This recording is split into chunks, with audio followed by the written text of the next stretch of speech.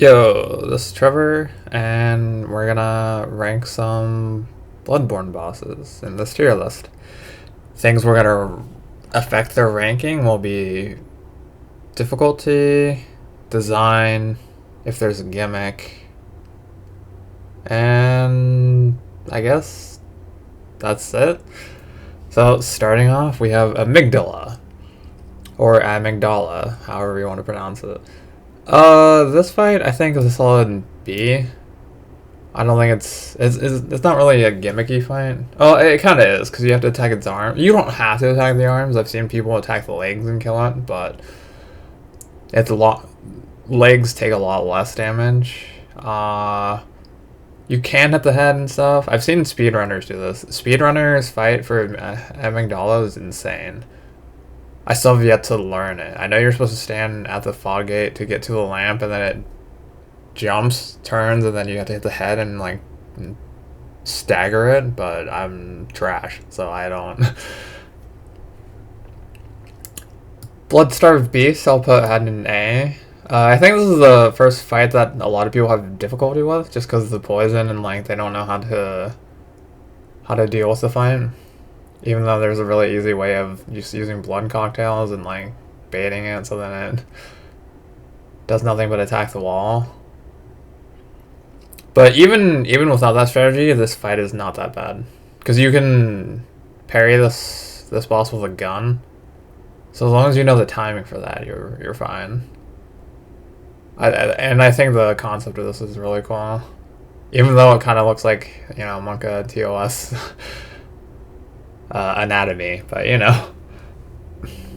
The next one is these alien dudes. I forget what they're actually called. Celestial emissaries, I think. This gets a C. It's a gimmicky fight because it's like an ads fight, but it's not.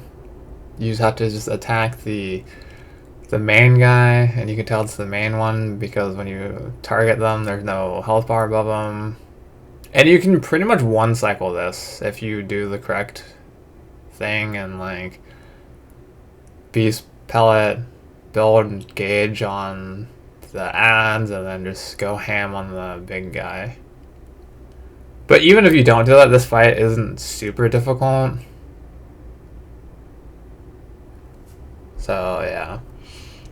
And next we have Cleric. Cleric's a solid B.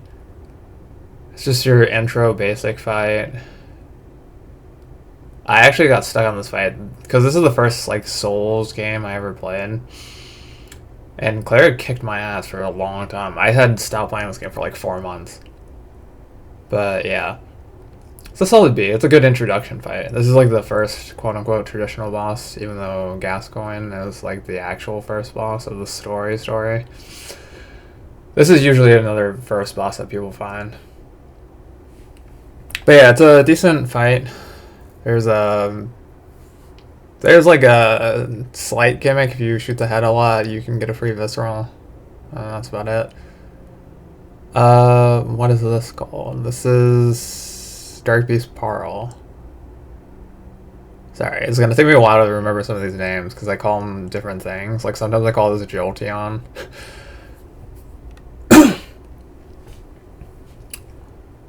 Let's see. Dark Beast Parl gets, I want to say, let's say low B. And it's low B because it's low B, high C. It's definitely higher than Emissary, but it's better than Emissary. Because this isn't like an ads fight. I think ads fights are kind of like dumb in a sense. They can be okay if they're done correctly. Like I think a good example of ads fights done correctly is, what is it, Four Kings? I think that's the one from Dark Souls 1. I know that's a little annoying of a fight, but I think that one was okay. It was challenging. This one, the gimmick with this is that if you just hit its limbs, it'll fall over and you can stagger it infinitely. But most people don't know that the first time they do it, or they do it on accident. But yeah, a lot of these bosses aren't that hard to be fair. But I have played this game for over 1,000 hours. This is daughter of the Abritos, daughter of Cosmos. This one gets an A. This is a solid A. I'd even go as far as say A/S. And that's just because this is a really cool fight. It incorporates magic spam from Mikolash. I think the spell's called Call Beyond in the second phase, and then it's got the aura that like does a dot to you if you stand in it for too long. And then it's honestly a tough fight too. I think this is probably the hardest base game boss. I think this is one I see the most people struggle with. This one and this one are the most I've seen people struggle with. Because I watch a lot of this game on Twitch, and I don't know if it's just like the people on Twitch who can't fight these two, but these two are usually the ones I see people struggle with. Garmin. Garmin's a solid A. It's a good introduction fight for like the first story fight. Because you think it's just a hunter mirror match, and then phase 2 happen. Well, I guess it's phase 2, but he turns into a beast, and then you have the gimmick of the bell, which is lore wise because his family, it's his daughter's music box. And not to mention the music in this fight is amazing. I love the music in this fight. All of these tracks are really amazing, but the Gascoigne specifically is really enjoyable.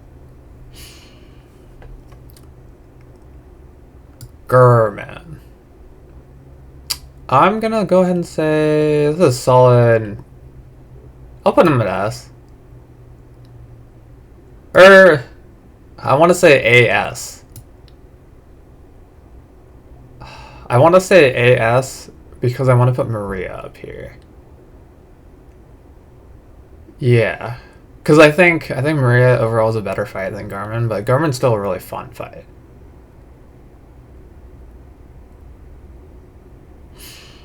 But yeah, it's a hunter mirror match, but it's like you're a teacher hunter, and then he's got the special gimmick of, I think after a while he can't be riposted by a gun, and then I think there's only if you don't backstab him during the phase transition. And then he's also got the gun that instant parries you. Lawrence, the first Vicar, S. This is a really fun fight. This is also I'd say this is the hardest fight in the game. I know some people are going to say it's Koss, but Koss is cheesable because you can just infinitely backstab Koss. With Lawrence, you don't get that luxury. And this is just my personal opinions and preference, because this is what I struggle with. So if you think Koss is harder, then by all means, you think Koss is harder. I think they're both pretty hard, but I think this one specifically for me is harder. Living Failures. This is a B. It's definitely a better design and done fight than Celestial Emissary. And the music's not bad. And this is like a challenging fight too. Like this trumps, and like this may be the easiest fight in the DLC, but this trumps anything that happens in the actual game. So I guess this would be up here. It's BA. It's BA, but I'm gonna put it on B. Just because it wasn't like anything special. I felt like it was just these guys, but like on steroids. Which makes it a 1 tier up, but not high enough to be, A or S. Ludwig. I'm putting Ludwig at fucking S tier. The music in this fight, the music for the phase where he's doing the Moonlight Greatsword is probably my favorite music in this game. And the transition when he's like, my guiding moonlight. That is like my favorite scene ever. Plus, this fight is so fun. I actually have a save file for this fight just so I can redo it over and over and over and over. That's how much I like this fight. And I've done this fight, I've done 2 no level up runs. I've done both the Cleaver and the Cane. And I've beaten him both times. And it was very fun. And I've done no HUD runs of Ludwig and, you know, such. Maria, S tier. I love the Maria fight. The Maria fight is basically the better version of... What's her name? Black Flame Freyed? Freyed from Dark Souls 3. But yeah, it's an amazing fight. I love this fight.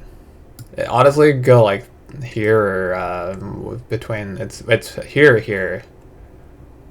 I think I like Ludwig slightly more, and by slightly I mean marginally. Like if this was like 1,000 out of 1,000, this would be 999.999999999 out of 1,000. Martyr Legarius. This is a solid A tier. I like the area you fight this guy in. It's like on a roof, and it kind of reminds me. It gives me Bell Gargoyle vibes because you're on the roof, and then like it's not really an ads fight, but just the environment and such. There's not really a gimmick here. I guess the gimmick is like if you don't backstab him in P2 and then destroy the sword, it can get a little hectic, but other than that, it's fine. Wet Nurse. Wet Nurse is probably an A. A lot of these rankings, you're going to see that I just love this game, so nothing's going to get lower than a C. Wet Nurse reminds me of... I forget that Yu-Gi-Oh card. There's a Yu-Gi-Oh card where it's like a dude... It's not a dude, but it's like a creature holding 7 different swords. I think it's based on I think it's a Indian deity. I forget what the actual card is called. It's like 7 sword comma or something. I think it's a ritual card. I could be wrong though. I think it's got like 2,600 attack or something like that. But it reminds me of that. And the music in this is really cool. It's the standard like music box. The dun dun dun dun dun dun dun dun dun. Yeah, I love it. Mikolash.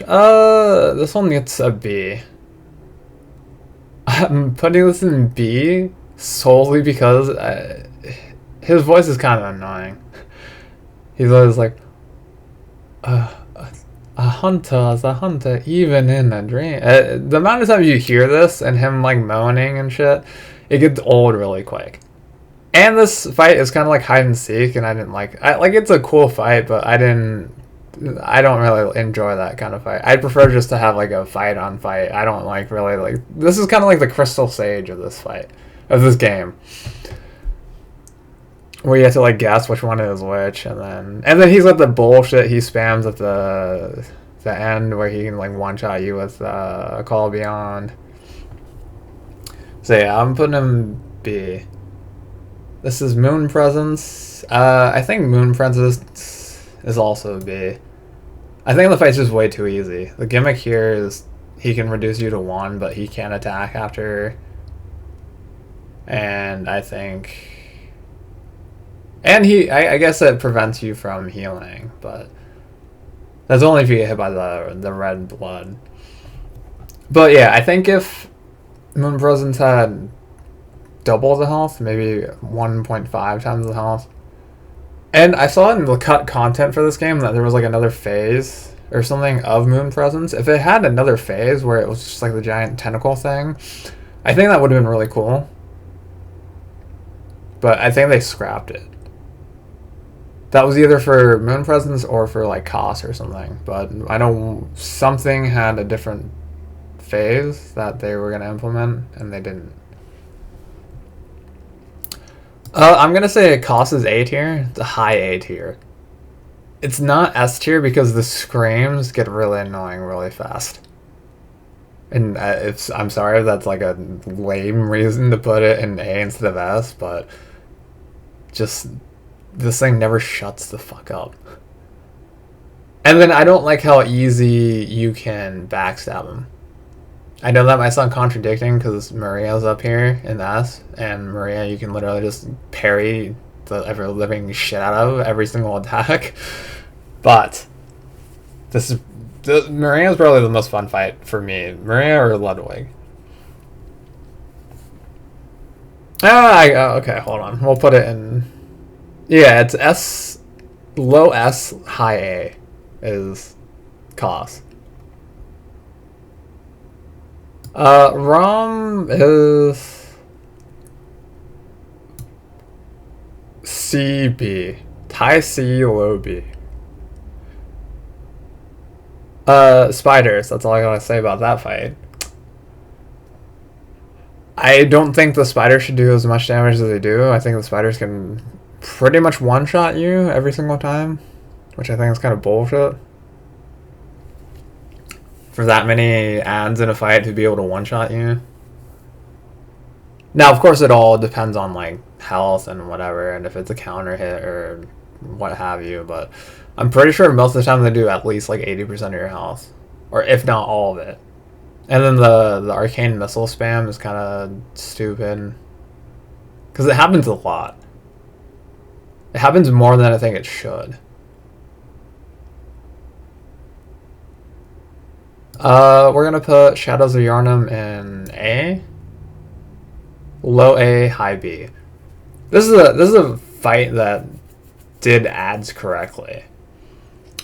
I think this fight is 10 times better than, what is it? I think it's Abyss Watchers in Dark Souls 3. I think this fight is miles ahead of Abyss Watchers. Abyss Watchers to me felt like it was trying to do this fight, but worse. I like how each one of these has their own gimmick. Like one of them is a magic caster, one of them is just a basic dude, and then the other one is thunder and fire because it uses Tonitrus. Or I guess one of them isn't really a magic caster. The same one that's a magic caster is also the one that uses Tonitrus. The one kind of just like sprays flame at you. Yeah, I mean, I guess it's a fire caster and then... So it's two magic users and a melee user, and that's pretty much what it comes down to. And then one that's both, I guess. And then they have the phase changes, which when you get one of them down to, I think it's like 30%, maybe 40, maybe half. I don't remember the threshold. Because usually I'm over leveled for this point, so by the time I get them down there, it's like at 30-ish%. They turn into the snake people, and then they get extended attacks, and then they have slightly different movesets. And then when you kill them all, or when you kill two of them, one of them can summon the snake. They spam it. It can get annoying and a little difficult. But yeah, I don't think it's a bad fight. And speaking of cut content, I know there was another snake fight that you could have in this arena where it was just a giant snake ball, and I don't know if that was supposed to be after you defeated all three of them, they like come together from like the ashes and then form the giant snake ball, but that would have been really cool. This is the one Reborn. The one Reborn B+. It's a little gimmicky for my taste. It's like, you don't have to run up and kill the bell ladies. Sometimes I do it just because. Sometimes I do get hit too many times, and if I get hit too many times and then die because of it, then I'll go kill them because I'm pissed, and I'm like, fuck these ladies. Like, they couldn't just leave me alone and let me attack. But this one, I felt like this one's a little too easy once you know what to do. Because this fight works kind of like Parl, where you can just stagger their living shit out of the one Reborn, and then you can constantly hit the head and just like kill it, no problem. But yeah, I feel like because this fight is kind of like a little over halfway through the like main story bosses, which are like the required ones to progress, and the difficulty for this at the point it isn't that high unless you're just like severely under leveled. But even saying that, I've done this twice on not New Game Plus, on Blood level 4, and I've literally killed it, no issue. Now that may be just factors of because I've played so much and I know what I'm doing, but I thought it was still pretty easy. This is what Witches of Hemlock I'm putting at C. This is also a hide and seek fight that I think was done worse than Mikolash. Mikolash was kind of more like tag hide and seek, and this one is more hide and seek. And this fight is just way too easy. Because if you don't know, you can get rid of all your insight, and then it gets rid of every single ad in the fight. You can't do it the first time you fight him, because obviously you discover insight, or you get insight every time you discover a boss. So it's impossible to do it the first time, but if you leave, come back, and then spend all your insight, this fight's a joke, because it's just running, looking for the red and glowing light, and then killing it. You can backstab him to death infinitely. Not by like accepting the visceral, but just by constantly charging up backstabs. Vicar Amelia. It's a solid A. I like the fight. I know Vicar doesn't shut up either, because it's constantly screaming and stuff. And the gimmick here is that like she can heal herself. But I think this is one of the better design fights too. I like the design of this fight. It's like a reindeer-ish dog wolf thing.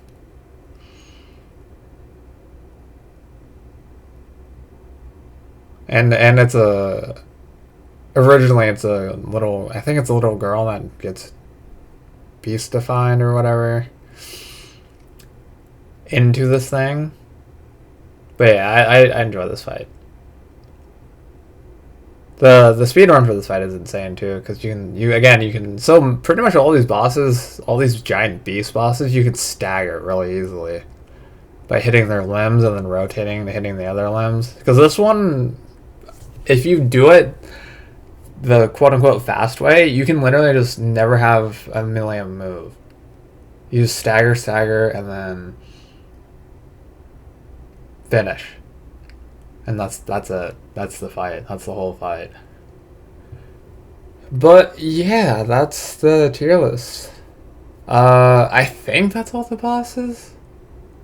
That should be all the bosses. Hopefully this isn't all the bosses. I can just run through these real quick and then, because I should know all the bosses offhand. If I don't, am I even a real fan? So that's 4 from the DLC, that's 5 from the DLC with this, so that's all those in the DLC. Yeah. The 2 ending fights here. You got these 2, which are back to back. You got this one that's a solo one that leads into this one. You got this one that's an optional one, this one that's an optional one, this one that's an optional one, this one that's an optional one. This one that's an optional one. This one's an optional one. Yeah, okay. I think that's all of them. Outside of like the Chalice ones, but I don't really do the Chalice ones all that often. I guess if we were going to add the Queen, I'd put the Queen in the A tier somewhere. Probably like right here. Just because I think the Queen fight is actually fun. I've only done it twice, because I did it once to help somebody get the platinum, and then I did it once myself for the platinum. And I enjoyed it, but I mean, I haven't done that fight. Like, if I had to do that fight over and over and over, I don't know how I'd feel, because like I've only done it twice. And the 2 times I did it, I enjoyed it, but I don't know. Maybe I didn't see some annoying stuff, but yeah.